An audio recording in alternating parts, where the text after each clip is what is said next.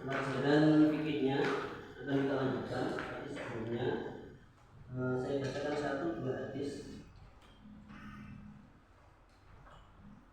yang perlu diperhatikan, karena niki nilainya kadang kita percaya kadang tidak, tapi sesuatu niki bisa juga benar-benar terjadi. Itaki, Bismillahirrahmanirrahim. Itaki wa tiyasiro, yang ditakutkan dakwatal mazlumi ing dungane wong kang den aniaya. Jadi ketika kita punya kekuasaan atau kita menemukan seseorang yang lebih rendah terus ada dolimi, itu harus hati-hati. Mesti mungkin mau sing kuasa teman-teman, tapi namun juga dibuat, karena nilainya mereka yang merasa didolimi siapa rasari mereka itu ada sing balas diri, dan itu benar-benar berlaku. Sebabnya nopo Fa'inahal wasatan wanita watan madina, sesungguhnya doanya orang yang dianiaya itu laisa orang itu bainah yang dalam antara ni dakwah wa bainah wahi lan antara ni Allah apa hijabun alim. Jadi doanya seorang yang dianiaya ketika berdoa itu tanpa ada penghalang apapun langsung dijabai, sama dengan seperti doanya seseorang ibu ayah kepada anaknya. Makanya nilainya ketika kita punya anak jangan sampai mengucapkan sesuatu yang negatif, meskipun bocah itu ibadah bocah wakal atau ibadah nakal mengenai tani menjadi tanggane Pak Mbok ibadah bosok nabi bosok jadi, tapi kan saya cilik lek ngono mboten ngomong dengan istri saya pas waktu saya nyampaikan bocah wakal langsung disone terus aja ngoten kalau nyogane bocah aku winter atau ngono. Oh iya. Ucapan kita itu adalah doa. Jadi ngati-ngati itu. Itu sudah ini seorang ulama itu menyampaikan tentang YouTube tak diganti. Yang foto anak-anak itu berdoa hasil sebabnya wong tuane ini lo gampang hati-hati lo, jono makanya ngomongnya pandangannya kayak gitu. Jadi buatan biarpun kita berusaha itu kalau tanpa ada doa orang tua itu mesti yang terlentangani, karena sejak dulu itu pasti dipastikan doa orang tua itu sangat menentukan. Makanya kerjaan apapun Pak Basan itu biasanya ngomong belum ya, legend buatan secara apa namanya bangga terus dulu bodoh itu belum lagi zaman dulu ini kalau tugas terbulan itu nah semua yang mau tetap sehingga kan ya Pak diri sehingga ini umpami dibayangkan nilainya doa sama enggak doa itu sama saja kalau ketika kita menghadapi nasi saat piring makan ya waras itu tanpa doa dan tidak doa sama-sama waras, tapi nilai berlapaknya itu berbeda. Wow, maksudnya itu terkait bab doanya ya. Kalau yang tadi kan tidak bakal majnun, doanya seorang yang dianiaya, tapi hampir sama tanpa ada hijab itu doanya orang tua. Terus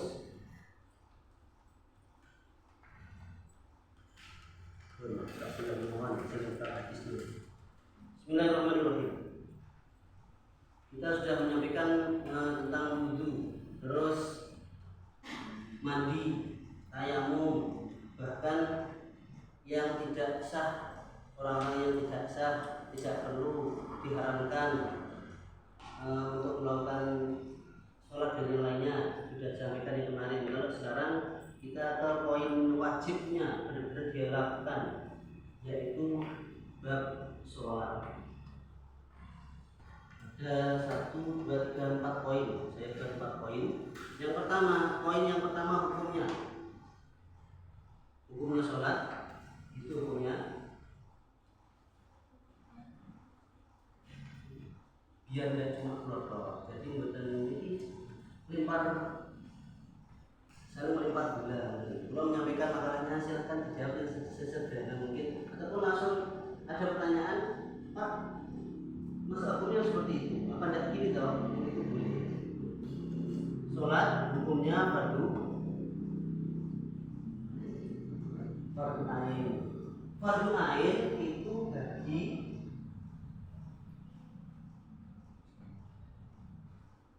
Islam pasti. Terus anak kecil nomor Islam, nomor dari Islam. Karena syarat Islamnya kan sudah ada, saja. Yang benar-benar diwajibkan fardu ain bagi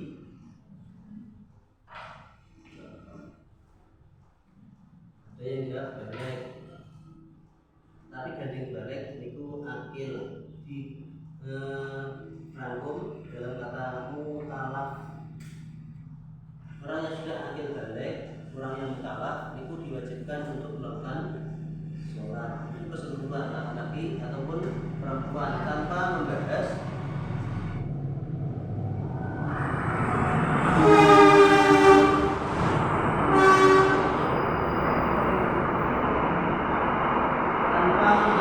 orang yang tidak wajib sholat. Karena wacananya tidak wajib sholat sudah disampaikan kemarin, contohnya berkait dan yang lainnya. Kemudian faman angkara juga bahwa kafirun, bagi seorang yang mengingkari, jadi poin yang nomor 2, ingkar, mengingkari kewajiban sholatnya. Sholatnya wajib, sholatnya Jumat dalam satu hari itu tidak perlu sholat 5 kali, sholatnya 1 hari saja, sama saja. Orang yang mengingkari kewajibannya saja bahwa kafirun, maka dia dianggap dihukumi kafir. Berbeda dengan kafir-kafir yang memang benar mereka kafir non-muslim, itu berbeda dengan orang yang Islam tapi menganggap sholat adalah sesuatu yang tidak diwajibkan, maka nilai bahwa kafirun dihukumi sama seperti orang kafir. Yang sulitnya kita itu ketika kita punya seorang para pekerja yang mereka berusaha menunaikan pekerjaannya, kita tidak berani menyampaikan, Pak, lancine sholat. Padahal mereka sudah paham.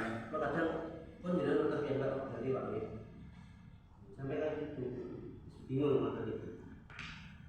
Ini juga kayak sifat yang itu kan para pekerja. Yang kedua, yuk maru bisobi. Bagaimana kita menemukan seorang yang belum balik, tapi biar mereka terbiasa dengan yang akan mereka hadapi, yaitu kewajiban melakukan sholat. Kalau tidak sejak dini kita mewajibkan mereka, meskipun hukumnya tidak wajib, itu akan sangat kesulitan sekali, apalagi di zaman milenial yang ini. Ketika seorang berkata keras pada orang negeri bocah cilik, itu nilainya marah ya, terus inilah sholat aja Jadi peran orang tua yuk maru memerintahkan kepada anak-anaknya itu yang paling utama.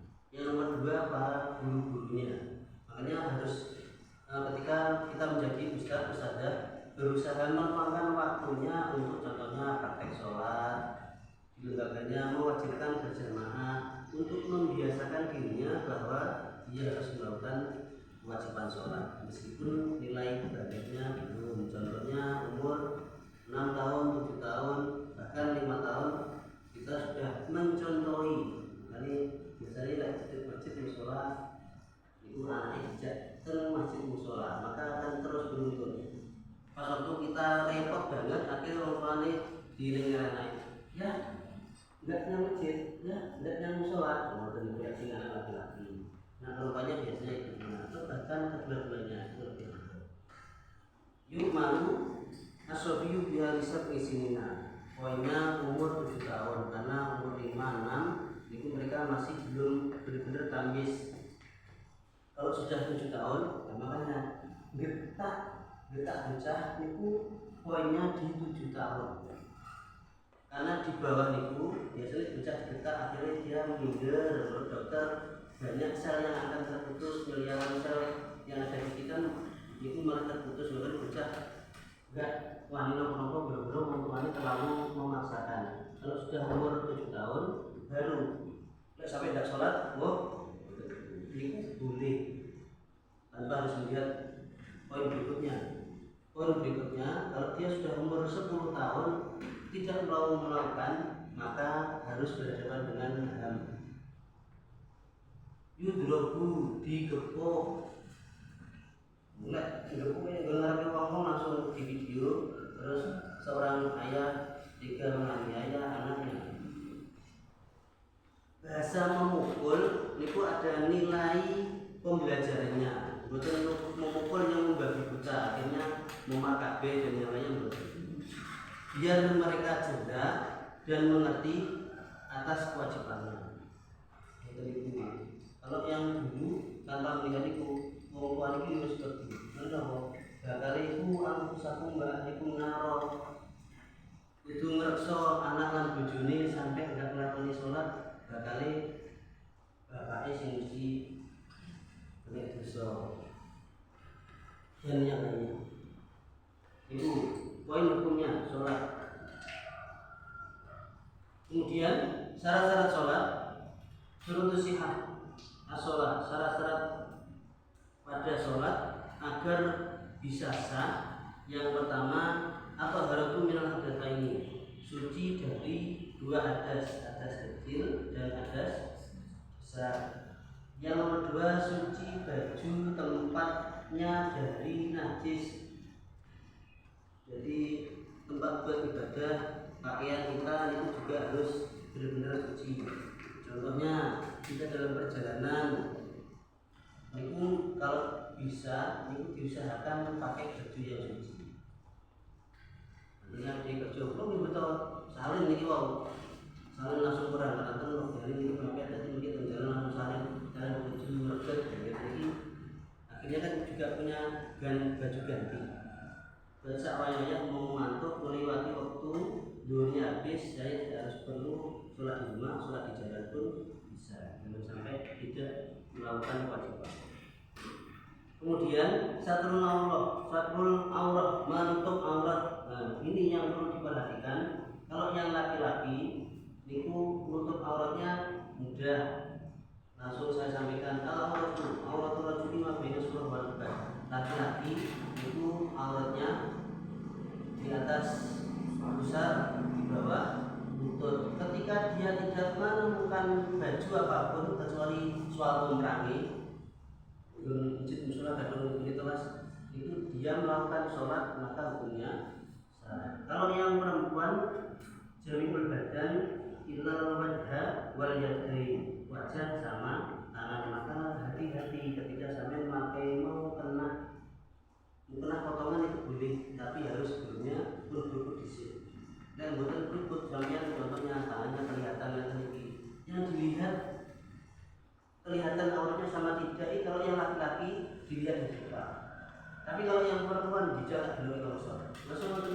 Maksudnya sampai pas waktu kerudungnya kelihatan.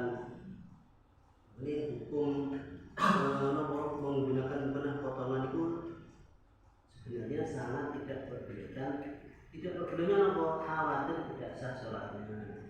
Boleh menggunakan, tapi sebelumnya sudah harus menutup aurat benar baru. Jadi nggak fashion apa, makanya boleh fashion, tapi harus menutup aurat benar. Karena nilai sah dan tidaknya yang menentukan itu hal yang dialog. Kemudian istiqbal kiblat, menghadap kiblat. Yang terakhir dukul waktu, masuk waktunya sholat. Kalau yang poin yang kedua itu yang terakhir, dua yang terakhir sudah bisa dipastikan. Kalau kita sholatnya tidak menghadap kiblat, maka tidak sah. Pernah mungkin Pak sholat tidak menghadap kiblat? Lo pribadi pernah. Saya sama teman saya zaman cilian kemutan pada waktu betul-betul itu akhirnya hari rayaan libur akhirnya sholat. Pas aku masuk ke musola bareng-bareng kita menghadap kiblat. Masuk di dalam itu akhirnya bagi sholat ada malah itu depan ini.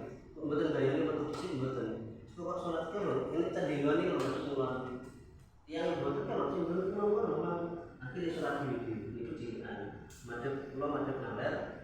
Yang kalau dulu madep ngaler. Kalau udah kalau sholat di jamaah akhirnya udah ya tahu sisa semua. Meskipun nilai cerita itu cerita tapi menghadap kiblat itu sangat menentukan keabsahan sholat. Terus sama waktunya sholat itu juga harus perhatikan. Ada yang tanyakan? Ya. Kenapa orang yang sedang beribadah utama sholat itu kalau pilih makannya tidak dulu?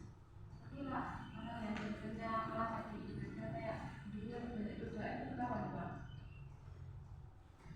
Kalau meninggalkan sholat itu hidupnya beda. Kalau yang satu, kalau bagi saya ya, itu bukan itu. Kalau kita contohnya mindsetnya kita masuk ke dianggap mereka orangnya orang umum, lu punya tidak tinggal. Saya punya teman pekerja, itu tempatnya kemudian yang ditutup. Itu sama saja bahasanya jangan dengan langsung doli. Itu enten. Memang di situ itu satu dua itu masih berkeliaran, itu enten. Tapi kan dulu sama harus buka itu enten masjid, enten sholat, enten jamaah yasin, enten jemaah. Jadi pas waktu mendengarkan kata-kata butuh, kata-kata doli itu persekusi ya. Tempatnya mereka mesti nilainya jelek ya. Ketika kita sebelum masuk saja kita bermindset negatif, maka tidak akan menemukan suatu positif apapun. Jadi buat jorok lombok, tapi ada nilai lagi. Yang istilahnya ini sirojan, istiqrojan. Ada yang benar-benar hidayah dari Allah, ada yang selain dilulu. Tahu dilulu? Dilulu itu ngomong-ngomong berhitungi juga nih terus jeblok nih. Memang ini kok mindset kita itu harus benar-benar diubah. Kalau nggak diubah kita bayangkan ini ya mau sih nggak tahu sholat tapi berikutnya. Tapi kita kan tidak mengerti kita, tidak mengerti mereka apa ini ketika mereka suntuk artinya yang diri bingung melayani yang ada yang nggak paham yang saya sampaikan bingung ya. Yang sih menurut sampean jawabnya bukan Pak, itu loh. Betul harus saya yang menjawab. Boleh para ujian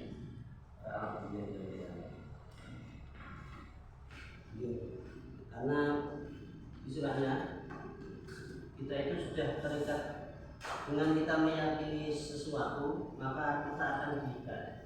Kalau tidak mau terikat dengan keyakinan dan terikat dengan sesuatu yang diwajibkan karena keyakinan kita, maka itu dihukumi kafirun. Makanya bahasa kafirun kan mengingkari sesuatu, tidak mau meyakini akhirnya meninggalkan yang diwajibkan.